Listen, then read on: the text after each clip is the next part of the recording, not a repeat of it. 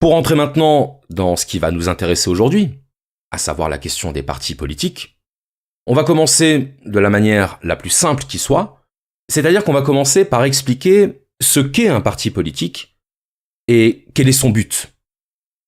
Un parti politique, c'est une organisation qui rassemble des personnes partageant les mêmes idées et dont l'objectif est d'accéder au pouvoir pour mettre en œuvre ces idées dans la société.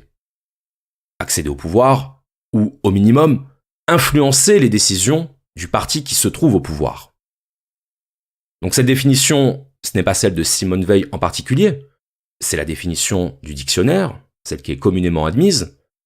Et si on analyse bien cette définition, on s'aperçoit qu'elle contient deux éléments essentiels, deux éléments sur lesquels Simone Veil va s'appuyer pour construire sa critique des partis politiques.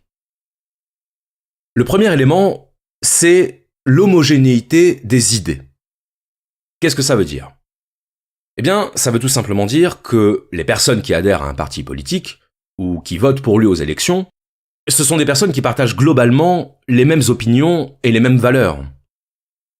Donc par exemple, si vous estimez que, sur le plan économique, il faut encourager les entreprises et faciliter les licenciements, bien a priori, vous n'allez pas voter pour un parti qui prône la propriété collective des moyens de production. De même que si vous êtes un militant écologiste, vous n'allez pas prendre votre carte dans un parti qui prône le productivisme et l'épuisement des énergies fossiles. Ça paraît évident, mais vous allez voir tout à l'heure que c'est un point essentiel sur lequel il faudra qu'on s'arrête. Donc, premier élément, l'homogénéité des idées. Deuxième élément, la recherche du pouvoir. Un parti politique, c'est une organisation qui a pour but d'accéder au pouvoir. Là encore, c'est une évidence, mais là encore, c'est une évidence qui mérite d'être soulignée. Un parti politique ne veut pas simplement exister. Il ne veut pas simplement témoigner. Il veut peser. Peser sur les décisions, peser sur l'opinion publique. Et un parti politique qui ne pèse plus rien, c'est un parti politique condamné à l'inefficacité et donc à la disparition. Donc voilà définis les deux éléments essentiels d'un parti politique, l'homogénéité des idées et la recherche du pouvoir. Alors maintenant, la question est de savoir en quoi est-ce problématique ? Car vous aurez remarqué, et si vous n'avez pas remarqué, je le précise maintenant pour qu'il n'y ait aucune ambiguïté, pour Simone Veil, ce n'est pas tel ou tel parti politique qui pose problème. Ce qui pose problème, c'est le système des partis politiques. Le système, c'est-à-dire que c'est la nature même des partis politiques qui est en cause. Pour Simone Veil, il n'y a pas de distinction à faire entre les différents partis politiques, puisque, quelles que soient les idées qu'on y prône, le but du jeu, c'est toujours de les porter au pouvoir. Entre une boutique qui vend des robes en satin et une boutique qui vend du saucisson, la finalité reste la même. C'est le passage en caisse. Le reste, c'est de la décoration. Donc qu'est-ce qui pose problème dans les partis politiques selon Simone Veil ? Est-ce que le problème vient de l'homogénéité des idées ou bien est-ce qu'il vient de la recherche du pouvoir ? Eh bien en réalité, les deux. Ce sont ces deux choses-là qui posent problème. Et on va voir maintenant en quoi elles posent problème. Alors commençons par le premier point, l'homogénéité des idées. On l'a dit, le propre d'un parti, c'est de rassembler des personnes qui partagent les mêmes opinions et les mêmes valeurs, qui partagent ce qu'on appellera une ligne, la fameuse ligne du parti. Mais ce point a une conséquence, à savoir qu'il rend impossible l'existence d'un pluralisme. Le pluralisme, c'est-à-dire l'expression et la cohabitation d'idées divergentes sur tel ou tel sujet. Parce qu'on peut très bien adhérer à la majorité des idées d'un parti, mais être en désaccord sur d'autres.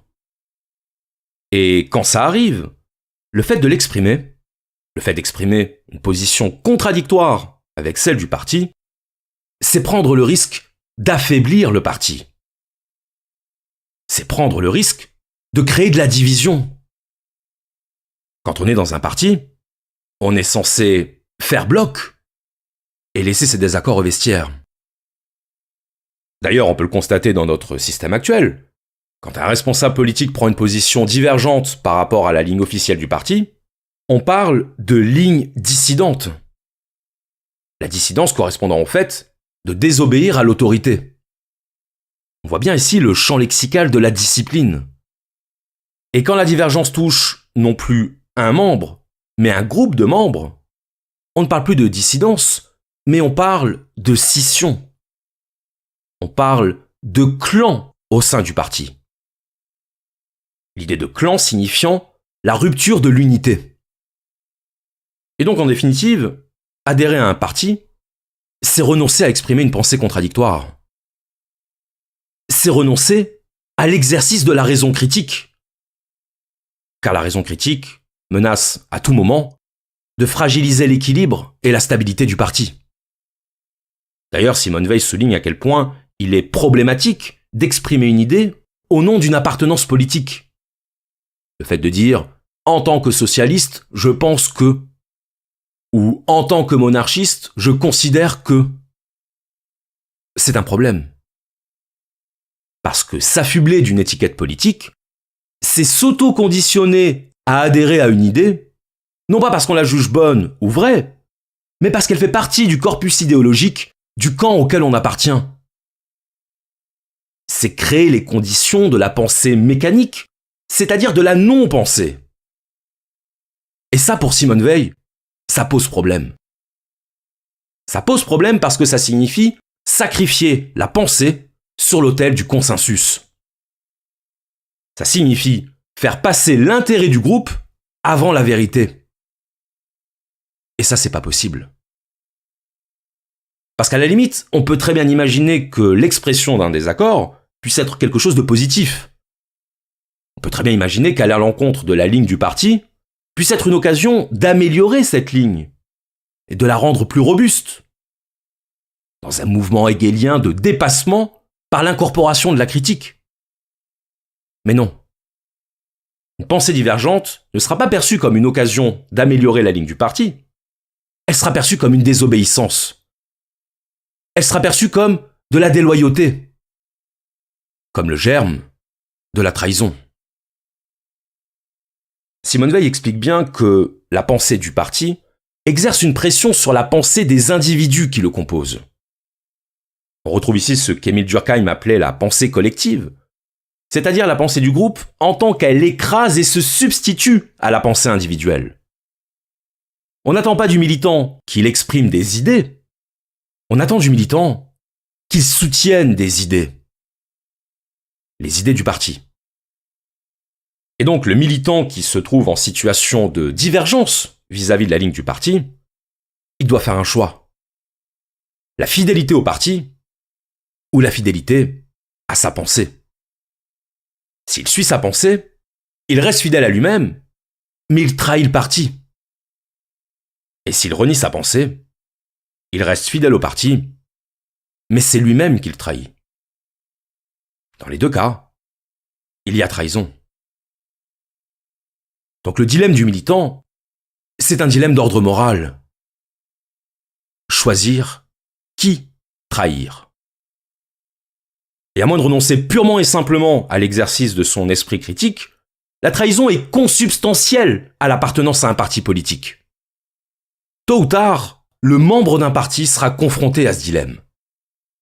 Et ce jour-là, il devra trahir. Trahir le parti ou se trahir lui-même. Pour Simone Veil, un esprit libre dans un parti politique, c'est comme un spécialiste de l'improvisation dans une pièce de Racine. Ça marche pas.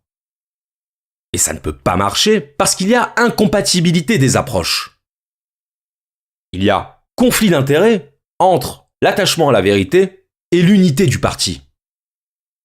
Et c'est tout à fait normal d'ailleurs, parce qu'un parti politique, ce n'est pas un club de réflexion.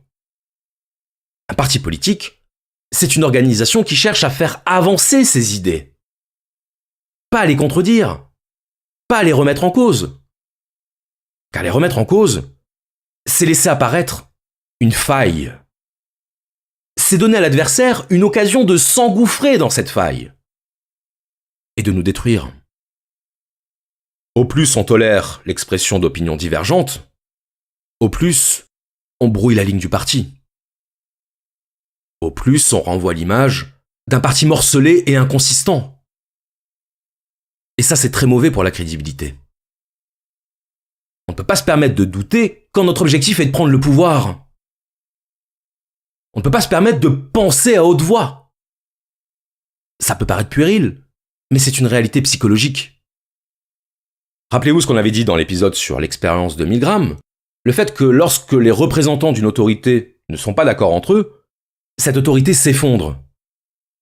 Elle s'effondre parce qu'on est d'autant plus enclin à respecter une autorité qu'elle apparaît comme puissante et solide, qu'elle apparaît comme sûre d'elle-même. Donc, il n'y a pas le choix. Si un parti politique veut être efficace, s'il veut atteindre son objectif qui est de créer de l'adhésion pour accéder au pouvoir, il doit faire taire les voix discordantes, quand bien même elles seraient du côté de la vérité. Les idées ne triomphent pas parce qu'elles sont vraies. Les idées triomphent parce que la force est de leur côté.